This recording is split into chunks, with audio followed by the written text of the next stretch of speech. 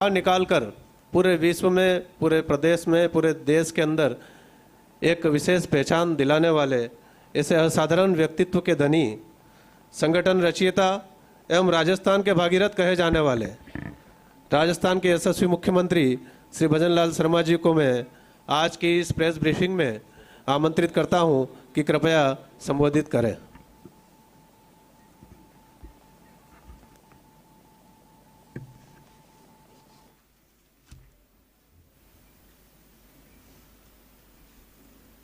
सबसे पहले तो आप सभी को नमस्कार। सभी मैं देख रहा हूँ आज हमारे पत्रकार बंधु बहुत ही खुश नज़र आ रहे हैं, क्योंकि आज आप सभी एक ऐसे ऐतिहासिक अवसर पर आमंत्रित किए गए हैं जब देश के यशस्वी प्रधानमंत्री श्री नरेंद्र मोदी जी के नेतृत्व में 11 वर्ष की अद्भुत यात्रा का उत्सव मनाया जा रहा है। मित्रों, कई मैं देख रहा हूं कि सीनियर पत्रकार भी हमारे सामने बैठे हैं जो उन्होंने लंबे समय से पत्रकारिता की है, और वो इसलिए कहना चाहता हूं कि उन्होंने सभी दौर देखे हैं, इसलिए उनका अनुभव और उनके विचार स्वयं अपने आप में समाहित हैं। क्योंकि मैं इतना कहूँगा कि 11 वर्ष भारत के लिए परिवर्तन, प्रगति और गौरव के वर्ष हैं। आज हम गर्व के साथ कह सकते हैं कि भारत यशस्वी प्रधानमंत्री नरेंद्र मोदी जी की दूरदर्शी नेतृत्व में न केवल एक उभरती हुई शक्ति बन रहा है, बल्कि हमारा देश दुनिया की तीसरी बड़ी अर्थव्यवस्था की राह पर तेजी से अग्रसर हो रहा है। और ये मैं इसलिए कहना चाहता हूं कि अगर 2014 की तरफ मुड़कर के देखेंगे तो हम अर्थव्यवस्था में 11वें पायदान पर थे, हम उससे 5वें पायदान पर आए और आज हम चौथे पायदान के अंदर हैं। इसलिए 2014 को और देखते हुए तो हमें एक समय याद आता है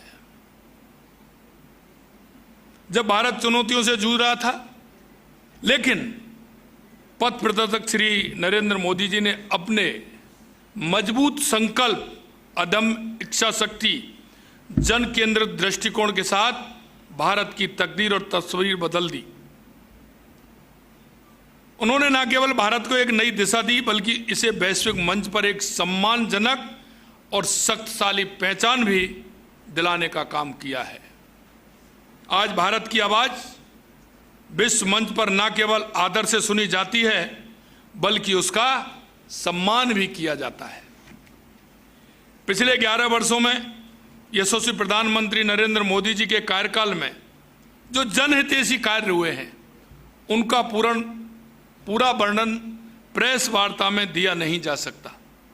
फिर भी आपके समक्ष कुछ प्रमुख विवरण रखना चाहूँगा। प्रधानमंत्री नरेंद्र मोदी जी ने राष्ट्र के समावेशी विकास पर विशेष जोर दिया, इसलिए उन्होंने ज्ञान यानी गरीब, युवा, अन्नदाता, नारी शक्ति पर ध्यान केंद्रित किया। कमजोर वर्ग के सशक्तिकरण के लिए जो कार्य किए, उनमें पीएम गरीब अन्न कल्याण अन्न योजना के तहत 81 करोड़ लोगों को मुफ्त अनाज वितरित करने का काम किया। 15 करोड़ से अधिक घरों में नल से जल कनेक्शन प्रदान किए गए। प्रधानमंत्री आवास योजना के तहत 4 करोड़ से ज्यादा घरों का निर्माण कराया गया। माता बहनों के लिए यशस्वी प्रधानमंत्री नरेंद्र मोदी जी ने 12 करोड़ शौचालयों का निर्माण कराकर उन्हें सम्मान से जीवन जीने का हक प्रदान करने का काम किया। राष्ट्रीय पिछड़ा वर्ग आयोग को संवैधानिक दर्जा प्रदान किया गया। ये पहली बार है कि केंद्र सरकार में 60% मंत्री SC, ST और OBC वर्ग से आते हैं। 10 करोड़ से ज़्यादा महिलाएं स्वयं सहायता समूह से जुड़ी हैं और 3 करोड़ महिलाओं को लखपति दीदी बनाने का संकल्प लिया गया है। आप अगर कहेंगे किसान के लिए वर्ष 2013-14 में तुलना में वर्ष 2025-26 में कृषि बजट में 5 गुना वृद्धि की गई है। प्रधानमंत्री किसान सम्मान निधि के लाभार्थियों को 3,17,000 करोड़ रुपए वितरित किए गए हैं। करीब 25 करोड़ मृदा स्वास्थ्य कार्ड वितरित किए गए हैं। 2021 से 26 के लिए PM कृषि सिंचाई योजना के लिए 93,000 करोड़ रुपए आवंटित किए गए हैं। इसी तरह महिलाओं के लिए 4 करोड़ 20 लाख सुकन्या समृद्धि खाते खोले गए। PM मातृ वंदना योजना के तहत लगभग 4 करोड़ गर्भवती महिलाओं और स्तनपान कराने वाली माताओं को 18,000 करोड़ से अधिक की राशि वितरित की गई। सवेतन मातृत्व अवकाश 12 सप्ताह से बढ़ाकर के 26 सप्ताह किया गया। उज्ज्वला योजना के माध्यम से 10 करोड़ 33 लाख से धुआं मुक्त रसोई बनाई गई। लगभग 2 करोड़ 75 लाख PM आवास ग्रामीण लाभार्थियों को 73% महिलाएं उसमें आई हैं। 3 दशक से अधिक समय बाद राष्ट्रीय शिक्षा नीति लागू की गई। ये युवाओं के लिए बता रहा हूं। 2014 से पहले देश में केवल 13 IIM थे, अब 21 IIM हो चुके हैं। 1,60,000 से अधिक मान्यता प्राप्त स्टार्टअप 17,06,000 से अधिक नौकरियां प्रदान कर रहे हैं। वर्ष 2014 से पहले देश में केवल 16 IIT थे, अब देश में ये संख्या 26 हो गई। अब इनमें 6,500 सीटें और जोड़ी जा रही हैं। मेडिकल कॉलेज की संख्या 2,045 तक पहुंच गई, जिनमें 780 एलोपैथी, 323 डेंटल, 942 आयुष संस्थान शामिल हैं। 500 से अधिक नए विश्वविद्यालय स्थापित किए गए हैं। देश की जनता को बेहतर स्वास्थ्य सुविधा देने के लिए 2014 से पहले देश में एम्स की संख्या 7 थी, जो आज 3 गुना बढ़कर के 23 हो गई है। 2014 से अब तक MBBS सीटें बढ़कर 1,18,000 हुई हैं। 74,000 PG सीटें जुड़ी हैं। ये चिकित्सा शिक्षा क्षेत्र में ऐतिहासिक वृद्धि है। 220 करोड़ से अधिक कोविड वैक्सीन डोज दिए गए। हम सबका को इस बात का गर्व है कि उरी हो या पुलवामा हो, आतंकवादी हमले के बाद मोदी सरकार की दृढ़ इच्छा शक्ति के साथ दुश्मनों को आतंकी ठिकानों को तबाह किया गया। अभी हाल में पहलगांव में हुए कायरना हमले के बाद यशस्वी प्रधानमंत्री नरेंद्र मोदी जी के साहसी निर्णय से भारतीय सेनाओं ने ऑपरेशन सिंदूर चलाकर सीमा पार के आतंकी ठिकानों को नष्ट कर 150 से अधिक आतंकवादियों को मार गिराकर एक नए भारत की शक्ति को प्रदर्शित किया, जो मोदी सरकार की आतंकवाद पर जीरो टॉलरेंस की नीति को दर्शाता है। आज देश में मेक इन इंडिया के तहत स्वदेशी हथियार निर्मित किए जा रहे हैं। ब्रह्मोस, आकाश जैसी मिसाइलें, sniper rifles, bullet proof jacket जैसे रक्षा उपकरणों का निर्माण करने से रक्षा क्षेत्र में आत्मनिर्भरता बढ़ी है। रक्षा निर्यात में 2014 से 34 गुना बढ़ोतरी हुई है। अगर हम 11 साल पहले भारत की अर्थव्यवस्था दुनिया में, मैंने जैसा बताया, 11वें नंबर पर थी, जो मोदी जी के कुशल आर्थिक प्रबंधन से आज दुनिया में 4थे स्थान पर आ गई है। केंद्र सरकार द्वारा जन कल्याण योजनाओं को अंतिम व्यक्ति तक पहुंच सुनिश्चित की गई। परिणाम स्वरूप 25 करोड़ से अधिक लोगों गरीबी रेखा से बाहर निकले हैं। दुनिया भर में इस बात को लेकर सहमति है कि भारत विश्व की सबसे तेज गति से बढ़ने वाली प्रमुख अर्थव्यवस्था बनी रहेगी। 400 विश्व स्तरीय वंदे भारत ट्रेनों का निर्माण किया जा रहा है। अब तक 136 वंदे भारत ट्रेन सेवाएं चालू हैं। 2025 में हाईवे निर्माण की गति 34 किलोमीटर प्रतिदिन तक पहुंच गई। मेट्रो की लंबाई 2014 में मात्र 248 किलोमीटर से बढ़कर के 2025 में 1013 किलोमीटर हो गई। देश में 2014 से पहले 74 हवाई अड्डे थे, अब बढ़कर कुल 160 हवाई अड्डे हो गए। 2014 से अब तक 3.96 लाख किलोमीटर ग्रामीण सड़कें बनाई गई। और आपने देखा होगा विकास और विरासत साथ साथ रहने चाहिए। अयोध्या में भव्य राम मंदिर का निर्माण कराया गया, भव्य काशी विश्वनाथ कॉरिडोर महाकाल प्रोजेक्ट बनाए गए, सिख तीर्थ यात्रियों के लिए करतारपुर साहिब कॉरिडोर का खुलवाया गया, वक्फ संशोधन अधिनियम 2025 बनाया गया जो केंद्रीकृत डिजिटलीकरण और एक मजबूत ऑनलाइन पोर्टल के माध्यम से वक्फ संपत्तियों की पारदर्शिता, जवाबदेही और शासन को स्थापित करता है।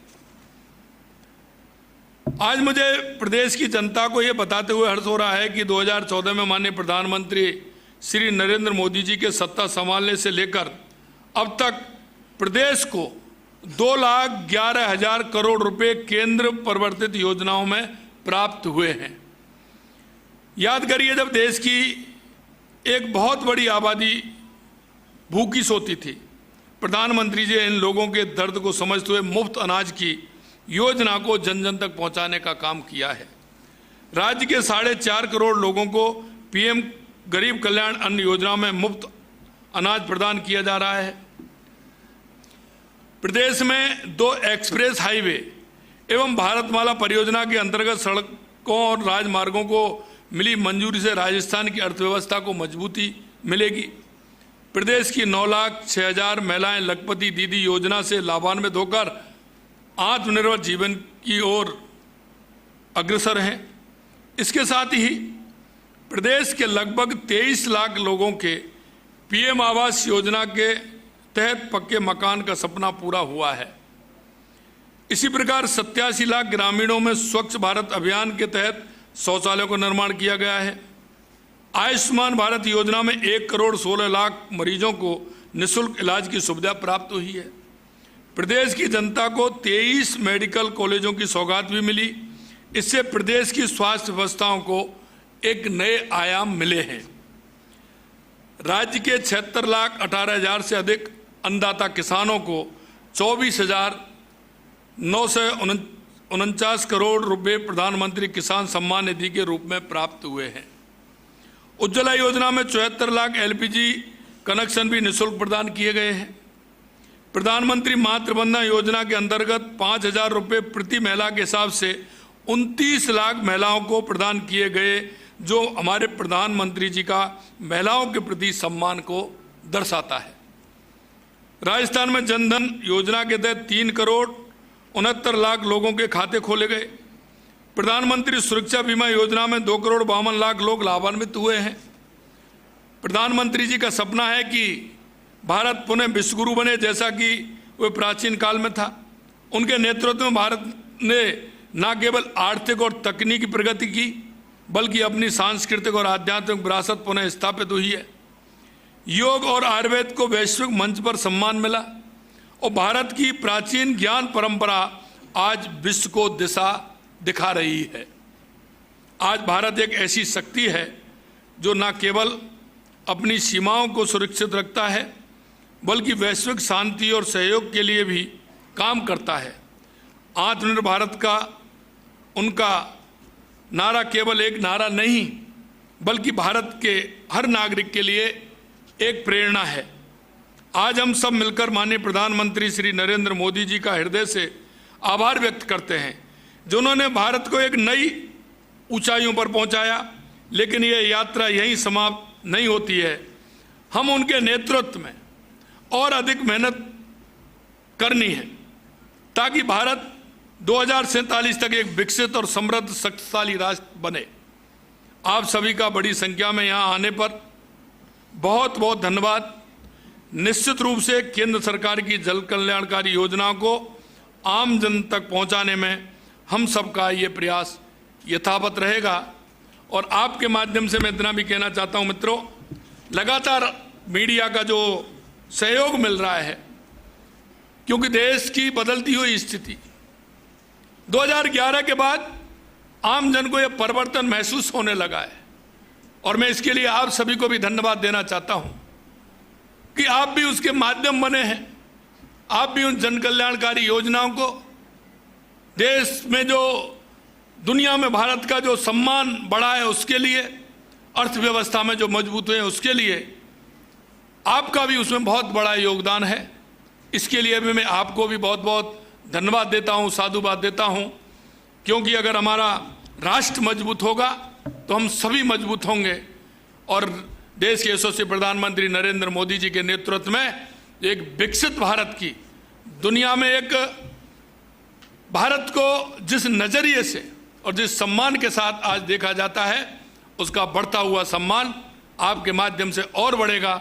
इतना ही मैं कहना चाहता हूं कि हमारा भारत दुनिया में बढ़ता हुआ भारत और एक शक्तिशाली भारत, एक विकसित भारत के रूप में निकल करके आएगा। इस आशा और उम्मीद के साथ पुनः आप सभी का धन्यवाद, आपके सहयोग के लिए बहुत बहुत धन्यवाद। जय हिंद, जय भारत, जय राजस्थान। धन्यवाद माननीय मुख्यमंत्री जी।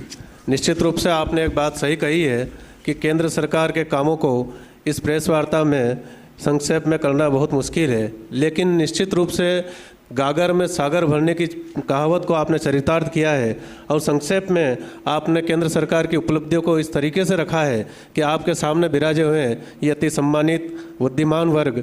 माननीय पत्रकार बंधु, आपने एक कहा ये 10 समझेंगे और निश्चित रूप से केंद्र सरकार के 11 साल बेमिसाल के बारे में जानकारी पूरे प्रदेश के अंदर फैलाएंगे। धन्यवाद। जय हिंद, जय भारत। मैं माननीय पत्रकार बंधुओं से निवेदन करता हूं कि आप सभी के लिए मोदी सरकार की 11 साल और मुख्यमंत्री भजनलाल शर्मा की प्रेस कॉन्फ्रेंस। मुख्यमंत्री भजनलाल शर्मा ने प्रेस कॉन्फ्रेंस में कहा कि भारत के हर नागरिक ने 11 साल के परिवर्तन को महसूस किया है। मुख्यमंत्री भजनलाल शर्मा ने कहा कि चिकित्सा क्षेत्र में ऐतिहासिक वृद्धि 11 सालों में हुई है, रक्षा क्षेत्र में आत्मनिर्भरता आई है। ये देखिए, पहले तस्वीरें दिखा देते हैं फिर जिक्र करेंगे। मुंह मीठा करवाया जा रहा है। मुख्यमंत्री भजनलाल शर्मा प्रदेश अध्यक्ष मदन राठौड़ का मुंह मीठा करवा रहे हैं, तो वहीं प्रदेश अध्यक्ष मुख्यमंत्री का मुंह मीठा करवा रहे हैं।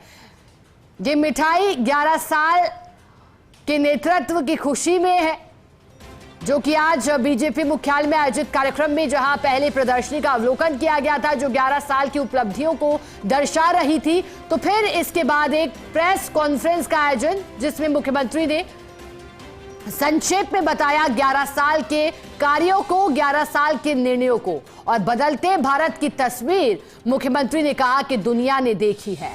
अर्थव्यवस्था के जिक्र से मुख्यमंत्री ने अपने प्रेस वार्ता के संबोधन की शुरुआत की। उन्होंने कहा कि जहां पहले 2014 से पहले तक 11वीं अर्थव्यवस्था के तौर पर, वहीं अब चौथी दुनिया की बड़ी अर्थव्यवस्था भारत बना है और तीसरी अर्थव्यवस्था बनने की ओर हम अग्रसर हैं।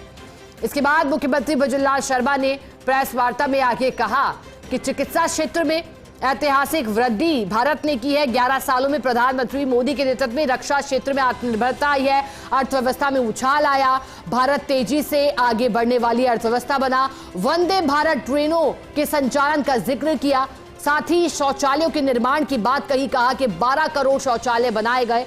विकास और विरासत साथ साथ लेकर चले प्रधानमंत्री मोदी, ये बात मुख्यमंत्री ने कही। करतारपुर कॉरिडोर का जिक्र किया, साथ ही कहा कि किस तरह से स्वास्थ्य से जुड़ी योजनाएं, 25 करोड़ स्वास्थ्य कार्ड वितरित किए गए। प्रदेश के लिहाज से भी जब मुख्यमंत्री ने ब्यौरा दिया, डाटा बताया, तो कहा कि प्रदेश के 23 लाख लोगों के पक्के मकानों का सपना पूरा हुआ है। प्रधानमंत्री आवास योजना के तहत 23 मेडिकल कॉलेज की सौगात भी मिली। प्रदेश को भी 3 करोड़ 69 लाख लोगों के जनधन खाते खोले गए। ये वो लाभ हैं जो केंद्र की योजनाओं के सहारे राजस्थान को मिले हैं। मुख्यमंत्री ने इसका जिक्र किया, कहा कि प्रधानमंत्री का सपना भारत को विश्व गुरु बनाने का है। योग और आयुर्वेद को सम्मान दिलाने का कार्य किया गया 11 सालों में और आज भारत ऐसी शक्ति बना है जो ना सिर्फ सीमाओं को सुरक्षित रखता है बल्कि विश्व में भी अपनी पहचान रखता है अपने जवाब देने के अंदाज के नाते।